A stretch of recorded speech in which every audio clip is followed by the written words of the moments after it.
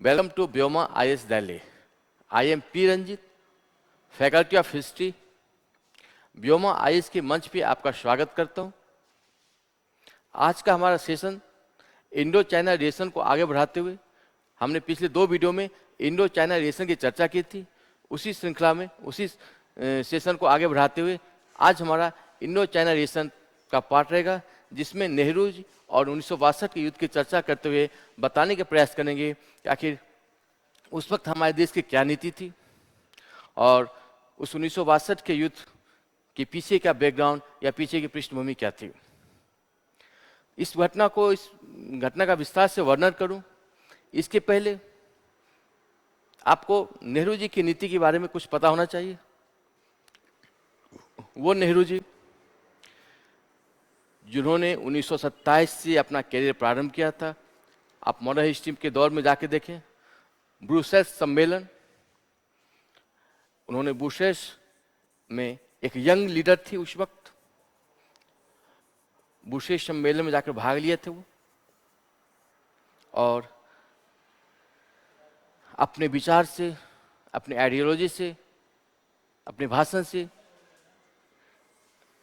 विश्व में अपना परचम फहराया था। ये ब्रुसेल्स सम्मेलन वस्तुतः जो यूरोप में जो लेफ्ट विंग के व्यक्ति थे, एशिया के नेता, अफ्रीका के नेता और कुछ वामपंथी नेताओं, लेफ्ट विंग का एक सम्मेलन था। इस सम्मेलन में भारत को इनवाइट किया गया था, जिसमें नेहरू जी, भारतीय राष्ट्रीय कांग्रेस की तरफ से नेहरू जी को पार्टिसिपेट करने का मौका दिया गया था और नेहरू जी ने पार्टिसिपेट किया था। तब वो यंग थे, बहुत यंग थे, और फिर उन्होंने इस सम्मेलन में एक खाका खींचा था कि उपनिवेशवाद और साम्राज्यवाद व्यवस्था के तहत किस प्रकार हमारे आर्थिक संसाधनों का, प्रजातंत्र का, लोकतंत्र का चिरहरण किया जा रहा है और इससे बचने के लिए क्या क्या वैकल्पिक सुझाव हो सकते हैं, अल्टरनेटिव क्या ऑप्शन हो सकते हैं, इसकी उन्होंने चर्चा की थी। उसके बाद आपने गौर किया होगा 1929 आते आते वो भारतीय राष्ट्रीय कांग्रेस के अध्यक्ष बनते हैं और उन्होंने पूर्ण स्वराज का नारा दिया था। पूर्ण स्वराज का नारा दिया था और अगले साल 26 जनवरी 1930 को भारतीय राष्ट्रीय आंदोलन का एक अहम दिन था, जहां पर उन्होंने स्वतंत्रता दिवस मनाने का प्रयास किया था, जिसकी याद में आज भी 26 जनवरी को गणतंत्र दिवस मनाया जाता है। आगे आते आते जब 1929 का 38 का टाइम आता है, जब सुभाष चंद्र बोस कांग्रेस पार्टी के अध्यक्ष थे, उस वक्त उन्होंने नेशनल प्लानिंग कमेटी की स्थापना की थी। राष्ट्रीय आयोजन समिति, प्लानिंग कमेटी का स्थापना किया गया था। नेहरू जी और सुभाष चंद्र बोस दोनों मिलकर किए थे और देश के सामने एक आर्थिक मॉडल पेश करने का प्रयास किया था। आप उसके बाद आते आते 1946 में वो देश के प्राइम मिनिस्टर, प्रधानमंत्री बनते हैं। हालांकि तब उनके पद का नाम उपाध्यक्ष होता था और अध्यक्ष गवर्नर जनरल हुआ करते थे। क्या देश की बागडोर इनके हाथ में आई।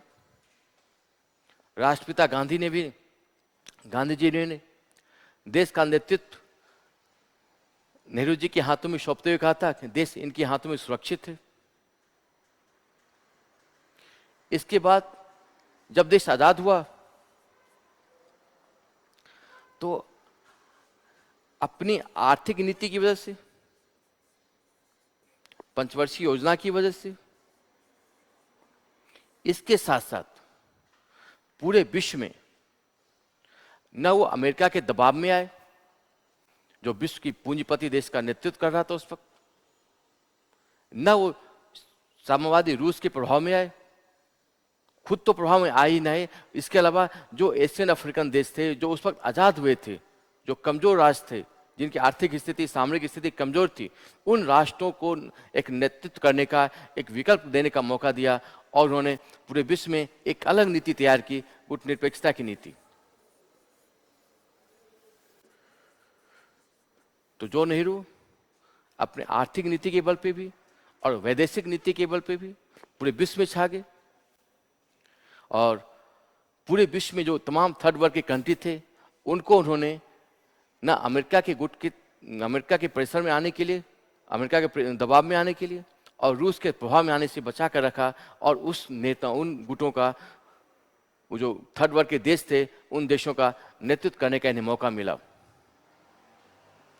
उन्होंने चाइना के साथ भी एक बहुत सुनहरा सपना देखा था कि इंडो चाइना, भारत और चाइना मिलकर एशियन देशों से, एशिया महाद्वीप से ये जो अमेरिका और रूस का प्रभाव है, इन दोनों देशों को यहाँ से बाहर करे। हालांकि ये पूरा नहीं हो पाए, इसकी वजह बाद में चर्चा करेंगे। लेकिन उनका सुनहरा सपना था चीन के प्रति, और भारत चीन की दोस्ती रंग लाएगी, उनका ऐसा ख्वाब था, सपना था। हालांकि सपना पूरा नहीं हुआ। तो मेरे कहने का अर्थ बताने का प्रयास था, जो ग्राफ नेहरू जी का आगे आगे जा रहा था पूरे विश्व में, एक स्वतंत्र भारत तब गरीब राष्ट्र था, कमजोर राष्ट्र था, लेकिन उसके बावजूद नेहरू जी की पूरे विश्व में पहचान होती है अपने आर्थिक नीति की वजह से, अपने फॉरेन पॉलिसी की वजह से। पूरे विश्व में उनका परचम फहराता है। और उन्होंने नव स्वतंत्र अफ्रीकी और एशियाई देशों को भी दोनों गुटों से बचाकर रखने का कार्य किया। वो नेहरू जी 1962 के युद्ध के बाद, 62 के युद्ध के बाद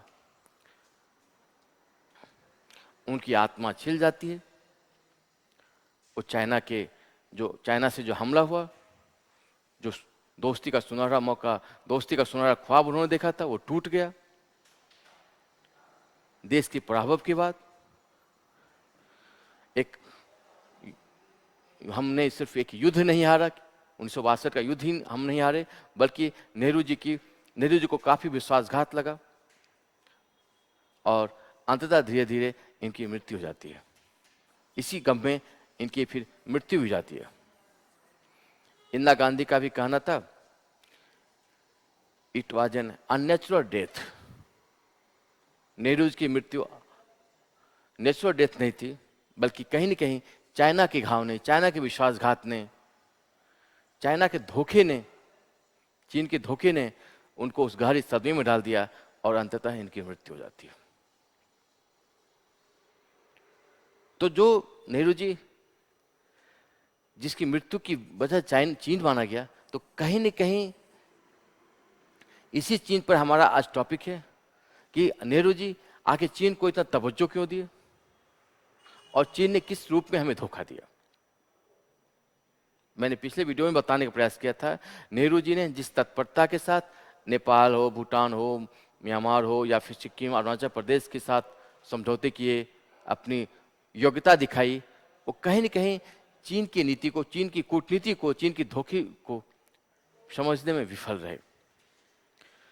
तो हम इस नीति को आगे, इस सेशन को आगे बढ़ाते हुए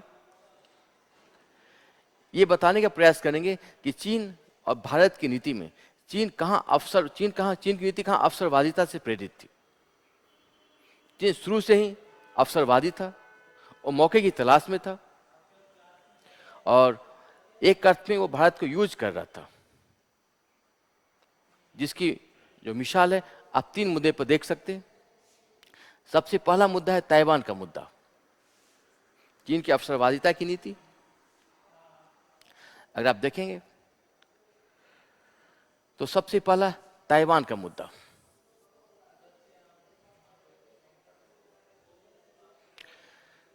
जब 1949 में चाइना में सरकार बनती है, स्वतंत्र होती है, चाइना स्वतंत्र सरकार बनती है, तो चीन ने ताइवान पे हमला किया और ताइवान को अपने देश में मिलाने का कार्य किया। अगर सपोजिट ये ताइवान है मान लिया, चीन ने इस पर कब्जा किया। जब चाइना ने ताइवान को अपने क्षेत्र में मिलाया, इस पर अमेरिका की भी नजर थी और इस ताइवान के प्रकरण में अमेरिका भी शामिल हो गया। अब ये सिर्फ ताइवान का मुद्दा नहीं रहा, बल्कि चाइना और अमेरिका के बीच का मुद्दा हो गया। उस वक्त नेहरू जी ने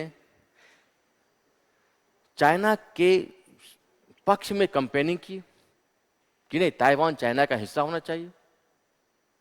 वन नेशन वन पॉलिसी का नारा दिया। ये भी एक नेहरू जी की भूल थी कि हमें या तो न्यूट्रल रहना चाहिए या फिर यूएसए का साथ देना चाहिए। खैर, हमने या यूएसए ने जब ताइवान पे धमकी दिया चाइना को, अगर आप ताइवान से नहीं हटते हो तो मैं न्यूक्लियर वेपन का सहारा ले सकता हूं। चाइना तब न्यूक्लियर वेपन, चाइना के पास न्यूक्लियर वेपन थे नहीं, तो ताइवान जल दमन मत के बीच एक समझौता हुआ कि ठीक है, आप यहां तक यूएसए का पार्ट रहेगा और कुछ पार्ट चाइना करेगा। नहीं, चाइना पीछे नहीं हटा और अंततः चीन ने ताइवान को अपने कब्जे में कर लिया। जो अमेरिका के राष्ट्रपति थे आइजनहावर, उन्होंने काफी कोशिश की, भारत को भी अपने पक्ष में शामिल करने का प्रयास किए, लेकिन ताइवान के मुद्दे पर चीन कहीं न कहीं भारत से पक्ष लेने में, समर्थन लेने में सफल रहा। तो ताइवान के मुद्दे पे हमने चीन का समर्थन किया, बहुत खुले तौर पर समर्थन किया, वन नेशन वन पॉलिसी का नारा भी दिया, कैंपेनिंग भी नेहरू जी ने की। तो सबसे पहला काम, चीन को ताइवान के मुद्दे पर भारत के समर्थन की आवश्यकता थी, इसलिए चाइना ने भारत के साथ दोस्ती करने का प्रयास किया था। नेहरू जी तो खुले मन से दोस्ती कर ही रहे थे और उधर चीन की कुछ मजबूरी थी। जो सबसे पहली मजबूरी उसे ताइवान के इशू पे देखने को मिलती है, इसलिए ताइवान को अपने क्षेत्र में मिलाने के लिए भारत जैसे देश की बहुत ही आवश्यकता थी। उस वक्त समर्थन, नैतिक समर्थन उसे चाहिए था और हमने यहीं पे गलती कर दी और ताइवान को चीन का पार्ट बनने दे दिया। दूसरा पॉइंट था यूएनओ की अस्थायी सदस्यता के संदर्भ में। आपको मालूम होगा कि यूएनओ में, संयुक्त राष्ट्र संघ में 5 अस्थायी सदस्य होते हैं, उसमें एक सदस्य चीन भी है। 5 अस्थायी सदस्य होते हैं जिसमें एक चाइना भी है। अभी कुछ दिन पहले आपने मीडिया में एक न्यूज देखा होगा, वो न्यूज आधी अधूरी, पूरी सच्चाई नहीं बयान किया गया उस न्यूज में। एक राष्ट्रवादियों के द्वारा एक चाइना के खिलाफ जो वक्तव्य देते हैं, उसी संदर्भ में एक न्यूज आया था कि अमेरिकन राष्ट्रपति ट्रूमैन ने, अमेरिका के राष्ट्रपति थे ट्रूमैन, काफी फेमस थे, इन्होंने ही जापान पे एटम बम गिराया था। ये ट्रूमैन नेहरू जी से अनऑफिशियली सेक्रेटरी, मतलब अनऑफिशियली बातचीत में नेहरू जी कहते हैं, आप चाइना के पैरोकारी यूएनओ में अस्थायी सदस्यता के चीन की जो पैरोकारी करते घूम रहे हैं, चीन के लिए कैंपेनिंग करते घूम रहे हैं, तब नेहरू जी चाहते थे कि चीन यूएन की अस्थायी सदस्यता हासिल करे और उसके लिए नेहरू जी पूरे विश्व में कैंपेनिंग कर रहे थे, हर जगह चीन की पैरोकारी कर रहे थे। तो उसी संदर्भ में ट्रूमैन का कहना था, अमेरिका के राष्ट्रपति थे, उनका ही कहना था, आप जो चीन की पैरोकारी करते घूम रहे हैं, आप खुद क्यों न अपने देश को क्यों न शामिल कर लेते हैं अस्थायी सदस्यता। मैं चाहूं तो आपको अस्थायी सदस्यता दिलवा सकता हूं। तो ट्रूमैन का ये कहना, अमेरिका के राष्ट्रपति का कहना कि चाहे तो भारत यूएन की परमानेंट सीट हासिल कर सकता है, लेकिन नेहरू जी ने मना कर दिया। नेहरू जी का ये कहना कि नहीं, इस पर चीन का ही अधिकार है, चीन का ही हक बनता है, चीन को आप दे दें। इसी न्यूज को आज के कुछ राष्ट्रवादी, उग्र राष्ट्रवादी फैलाते हैं कि चाहते तो नेहरू जी भारत को अस्थायी सदस्यता दिलवा सकते थे। लेकिन ये व्यवहारिक, ये प्रैक्टिकल सॉल्यूशन नहीं है। आप गौर करें, ट्रूमैन का कहना था कि भारत को अस्थायी सदस्यता दिलवा देते। अगर भारत को अस्थायी सदस्यता मिलने की बात आती तो सबसे बड़ा अरंगा रूस लगाता, रशिया लगाता। क्यों? क्योंकि एक तो हम अमेरिका गुट में चले जाते, जो रूस बर्दाश्त नहीं करता। रूस वीटो पावर लगा देता, वीटो शक्ति का यूज कर लेता। तो एक तो रूस के द्वारा वीटो शक्ति का यूज करने का चांसेस थे, क्योंकि हम अमेरिकन गुट में सब चले जाते हैं, ऐसा माना जाता। दूसरी बात कि रूस को यह भी खतरा था कि जो साम्यवाद है या समाजवादी साम्यवादी जो नीति है वो कमजोर पड़ जाएगी, और भारत अभी तुरंत स्वतंत्र हुआ था, उसे रूस की भी आवश्यकता थी। तो कमजोर राष्ट्र को अगर ये सदस्यता मिल जाती है तो कहीं कि रूस को ये बर्दाश्त नहीं होता, और रूस कहीं ना कहीं जरूर वीटो पावर देता। तो हम रूस की दोस्ती भी खो देते, और अमेरिका तो दोस्त था ही नहीं मेरा। तो नेहरू जी ने यहाँ तो कूटनीति का सहारा लिया, बोला कि नहीं आप तो चाइना को बना दे, मुझे आवश्यकता नहीं है। तो कहने का अर्थ ये था कि नेहरू जी अपने देश के लिए बनते न बनते अलग बात है, कम से कम चीन की पैरवी तो नहीं करनी चाहिए थी उन्हें, और चीन की कैंपेन कर रहे थे कि चीन को कहीं ना कहीं ये हिस्सेदारी मिल जाए। तो चीन को यहाँ भी जरूरत थी कि अगर भारत का नैतिक सपोर्ट मिलता है, सहायता मिलता है, तो यूएन में अस्थायी सत्ता लेने में उसे आसानी होगी। और चीन ने यहाँ भी अपनी दोस्ती का फायदा उठाते हुए भारत से यह नैतिक समर्थन हासिल करवा लिया। इसके साथ साथ ताइवान के मुद्दे पर आपने देखा कि ताइवान के मुद्दे पर भी हमने सपोर्ट किया, और वन नेशन वन पॉलिसी के तहत चीन ने यहां भी सपोर्ट किया, भारत ने यहां भी सपोर्ट किया। इसके साथ साथ एक और मुद्दा था जहां पे चीन को आवश्यकता थी भारत की सपोर्ट की। चीन अभी जस्ट आजाद हुआ था, अभी देश बना था, और ये चीन एक साम्यवादी देश था। आपने गौर किया, चीन एक साम्यवादी देश था, और विश्व बिरादरी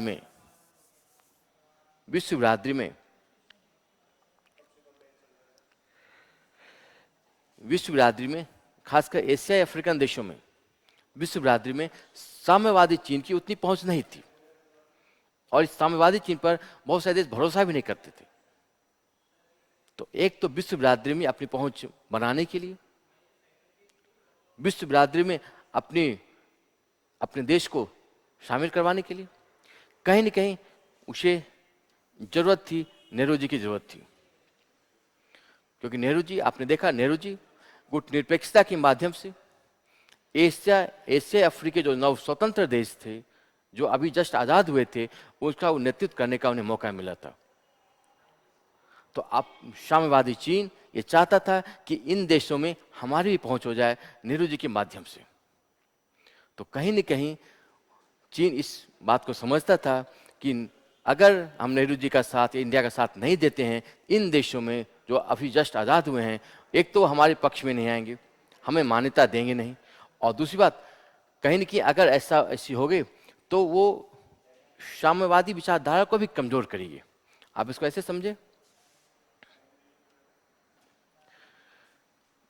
विश्व में तब दो गुट होते थे, एक था पूंजीपतियों का गुट, पूंजीपति, दूसरा था साम्यवादी।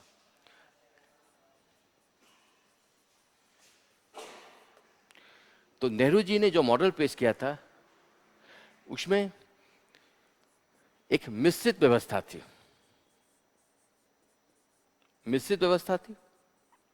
हम दोनों गुटों से दूरी बनाकर एक अलग व्यवस्था बनाई थी जिसे नाम दिया गया था गुट निरपेक्षता की नीति। तो चाइना को ये लगता था ये जो नव स्वतंत्र देश हैं, ये जो नव स्वतंत्र नए आजाद हुए एशियाई और अफ्रीकी जो देश हैं, अफ्रीकी देश हैं, या तो इसके प्रभाव में आते या तो इसके प्रभाव में आते। लेकिन नेहरू जी ने दोनों इन देशों को दोनों के प्रभाव से मुक्त करके यहाँ पर अपने गुटनिरपेक्षता की आंदोलन से, गुटनिरपेक्षता के संगठन से, नैब के संगठन से जोड़ दिया। तो कहीं न कहीं इस विचारधारा को चोट तो पहुंची। ये जो देश थे वो शायद अगर यहाँ पर नहीं आते तो शायद इन देशों के प्रभाव में रहते, रशिया चीन के प्रभाव में होते। तो चाइना को ये लगता था कि जब तक हमारी पहुंच यहाँ पर, जब पहले हमारी पहुंच होगी फिर हम इनको साम्यवादी अपने विचारधारा के प्रभाव में ला सकते हैं। इसके लिए भी, इस विचारधारा के प्रचार प्रसार के लिए भी उन्हें नेहरू जी की आवश्यकता थी। तो आपने देखा चीन की अवसरवादी नीति, सबसे पहले ताइवान के मुद्दे पर समर्थन हासिल करना, क्योंकि ताइवान के मुद्दे पर भारत का नैतिक समर्थन उन्हें आवश्यक था। दूसरा, यूएनए की सदस्यता, अस्थायी सदस्यता हासिल करने के क्रम में भी वो भारत को दोस्त बनाना चाहते थे और नेहरू जी उनके प्रभाव में आकर पूरे विश्व में उनकी कैंपेन करते रहते थे। और तीसरा भी आपने देखा कि गुटनिरपेक्षता के जो देश जो विचारधारा के तहत भी और जो आंदोलन के तहत भी गुटनिरपेक्ष आंदोलन से जुड़ गए, जिसको नेहरू जी ने अपने प्रभाव में ले लिया या नेहरू जी के प्रभाव में वो देश आए या गुटनिरपेक्षता के प्रभाव में देश आए, उन देशों के में अपनी पहुंच स्थापित करके हम अपनी साम्यवादी विचारधारा का प्रचार प्रसार कर सकते हैं।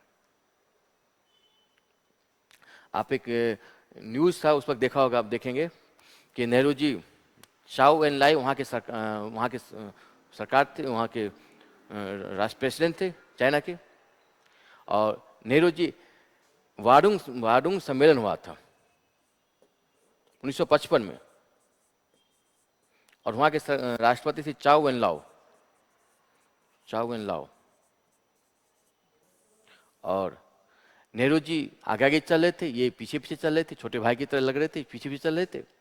और जो बाकी जितनी 25 देश आए थे वहाँ पर, इन 25 देशों से इनसे दोस्ती करवाई जा रही थी, इनको बताया जा रहा था, कहीं न कहीं साम्यवादी विचारधारा का प्रवेश कराया जा रहा था। खैर, तो इस 3 मुद्दे पर कम से कम चाहिए था चाइना को भारत का समर्थन।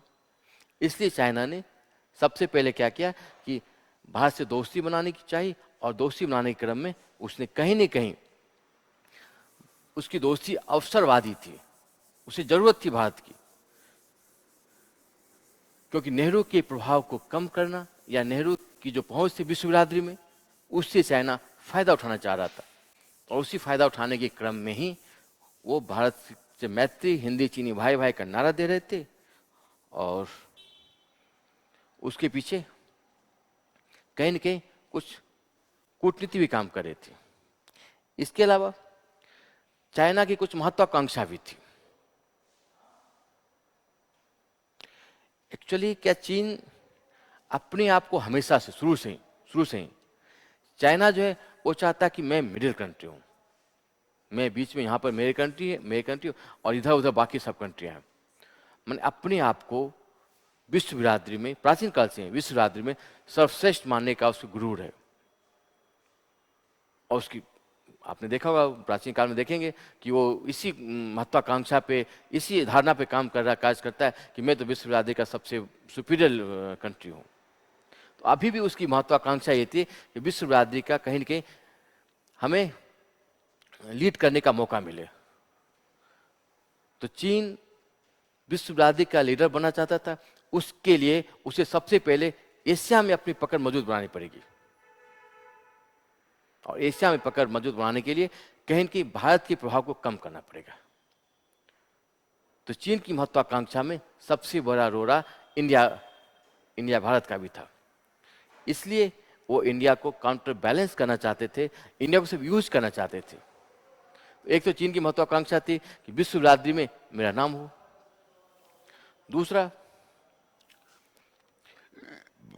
दूसरी जो नीति थी उनकी, ये विश्व बिरादरी में अगर अपनी पहुंच, वर्ल्ड कम्युनिटी में अगर अपनी पहुंच स्थापित करना चाहते थे, तो एक तो एशिया में इंडिया की स्थिति कमजोर हो। जब तक आप एशिया के लीडर नहीं बनेंगे, विश्व के लीडर कैसे बन पाते आप? और एशिया में नेहरू जी का प्रभाव बढ़ रहा था, विश्व में बढ़ रहा था उस वक्त। आप गौर कीजिए, एक थर्ड वर्ल्ड के देश, अभी जस्ट आज़ाद हुए थे हम लोग, उन्होंने विश्व बिरादरी में, नेहरू जी ने विश्व बिरादरी में अपना परचम फहरा दिया था। तो एक तो एशिया में नेहरू जी चाइना इंडिया को बैलेंस करना चाहता था। इसके अलावा दूसरा, name non align movement, गुटनिरपेक्षता।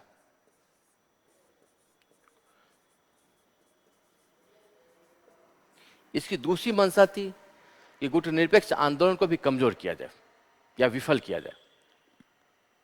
Nehru की महत्वाकांक्षा थी कि गुटनिरपेक्ष आंदोलन को मजबूत किया जाए। ये जितना मजबूत होगा, बाकी देश जो नव स्वतंत्र एशिया अफ्रीकी देश से, वो ना रूस के प्रभाव में आएंगे, न अमेरिका के दबाव में आएंगे। जबकि वहां चाइना की महत्वाकांक्षा थी इसी धारणा को कमजोर किया जाए। क्योंकि ये जितना मजबूत होता, आप सोचिए, ये जितना आप इसको आप ऐसे समझ सकते हैं,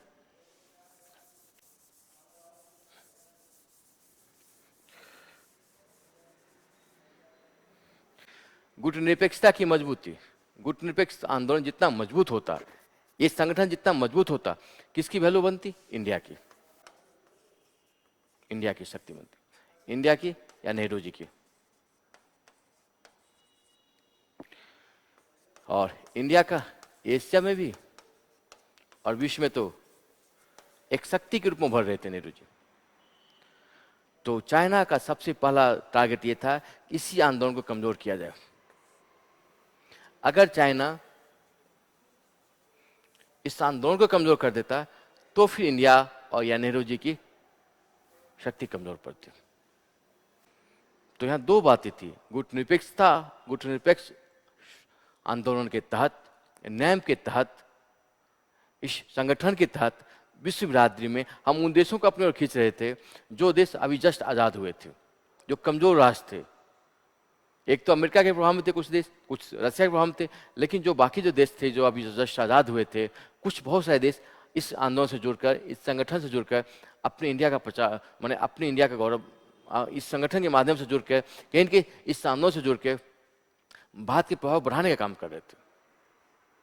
लाइक मार्शल टीटो और नासिर की भूमिका अहम भूमिका थी नेहरू जी के साथ साथ, लेकिन इस मूवमेंट, इस संगठन के द्वारा कहीं के वर्चस्व इंडिया का बढ़ रहा था और ये चाइना को नागवार गुजर रहा था कि चाइना की महत्वाकांक्षा थी पूरे विश्व में राज करने की। आप चाइना देखो, अभी भी देखेंगे चाइना विस्तारवादी नीति पे काम करता है, कहाँ ताइवान हो, तिब्बत हो, अरुणाचल प्रदेश हो, उधर हो, और कश्मीर, सब सागर तक उसने भूमिका को विस्तार कर लिया है। तो इस विस्तार में, इस महत्वाकांक्षा की नीति में कहीं न कहीं भारत बहुत रोराट कर रहा था और भारत इस मूवमेंट के द्वारा भी, इस संगठन के द्वारा भी रोराट कर रहा था। तो पहला काम कि चीन की महत्वाकांक्षा पर भारत आगे आ रहा था। दूसरा, इस संगठन को कमजोर किया जाए ताकि विश्व बिरादरी में भी इंडिया की स्थिति कमजोर हो और नेहरू जी की स्थिति भी कमजोर हो। तीसरा, कहीं न कहीं आप उसको ऐसे समझ सकते, अभी आपको बताएं कि चीन, इस वक्त एक और घटना घटी,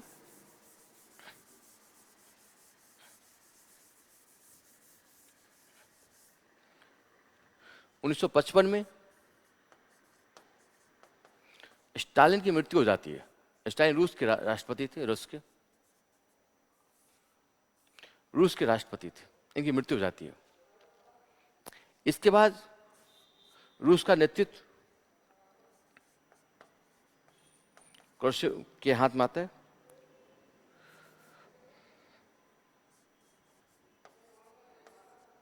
क्रुश्चेव के हाथ में आता है।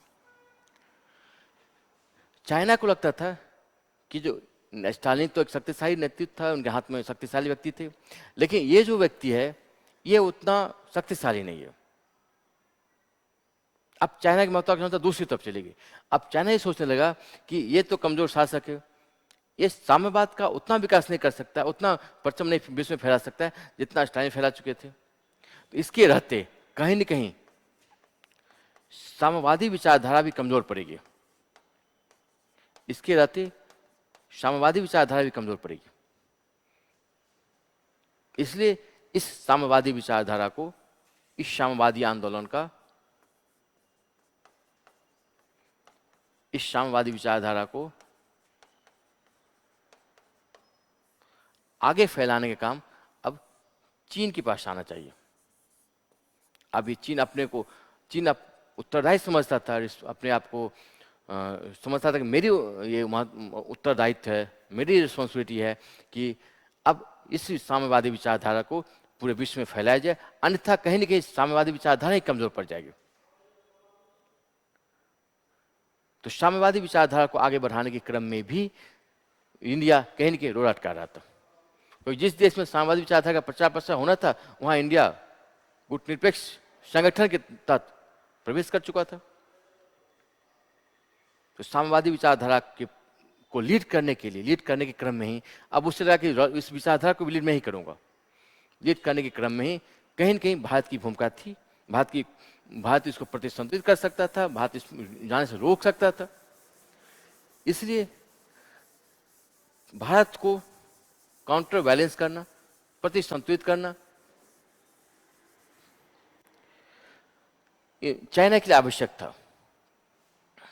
तो तीसरी दुनिया के देश, थर्ड वर्ल्ड के जो देश थे, वो देश कहीं न कहीं अपनी पहचान स्थापित कर रहे थे गुटनिरपेक्ष आंदोलन के तहत। इसे भी बैलेंस करना था, गुटनिरपेक्षता को विफल करना था। जब तक ये विफल नहीं होगा तब तक विश्व में साम्यवादी व्यवस्था का प्रचार प्रसार नहीं होगा।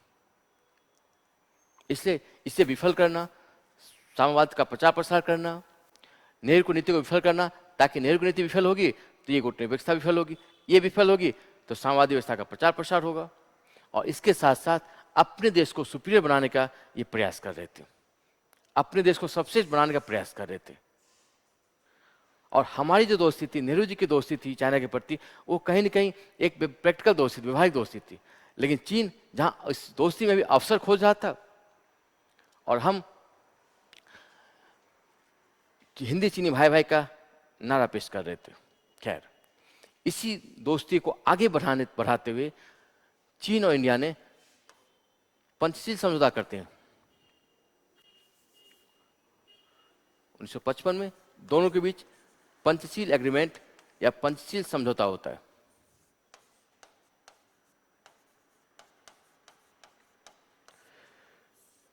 ये इंडिया और चाइना के बीच पहला एग्रीमेंट था, समझौता था, जहां दोनों देश शांति अस्तित्व की बात करते हैं, कोऑपरेशन की बात करते हैं, विकास की बात करते हैं, डेवलपमेंट की बात करते हैं। लेकिन देखिए चीन की चालाकी को आप समझिए। इस चीन ने इस पंचशील समझौता पे तिब्बत की बात को तो मनवा लिया हमसे, लेकिन इस पंचशील समझौता में हमारी सरकार ने, नेहरू जी की सरकार ने या अपने देश ने कश्मीर का इश्यू नहीं रखा या कश्मीर का समर्थन उनसे नहीं मंगवाया। हमें चाहिए था कि कश्मीर के इश्यू को, कम से कम कश्मीर हमारे देश का अभिन्न अंग है, एक वक्तव्य अगर चाइना दे देता तो शायद पाकिस्तान की फिर हिम्मत नहीं होती कि कश्मीर पर वो आगे बढ़ता। तो कहीं न कहीं कश्मीर के इशू को नहीं छूना इस समझौता का एक नेगेटिव पॉइंट माना जा सकता है। इसके अलावा जो दूसरी से सबसे इंपॉर्टेंट बात थी, हमसे उसने तिब्बत पे अपनी बात मनवा ली, लेकिन हम कश्मीर पे अपनी बात नहीं मनवा पाए। और जब 1962 में युद्ध होता है तो हम कहते थे कि हमने तिब्बत पे आपको सपोर्ट किया था, आपने कश्मीर इशू पर सपोर्ट तो किया नहीं। तो चाइना कहा था कि मैंने आपको सपोर्ट करने का वादा कब किया था। तो चाइना की इस रणनीति को, इस अवसरवादी नीति को समझने की आवश्यकता है।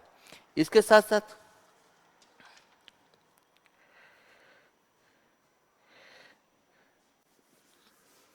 कहीं न कहीं नेहरू जी की या हमारे देश की नीति उस वक्त चीन प्रो थी। चाइना के संदर्भ में हम सकारात्मक सोचते थे कि दोनों पड़ोसी मिलकर विश्व बिरादरी को एशियाई देशों से, एशिया महाद्वीप से बाहर करने का ख्वाब देख रहे थे।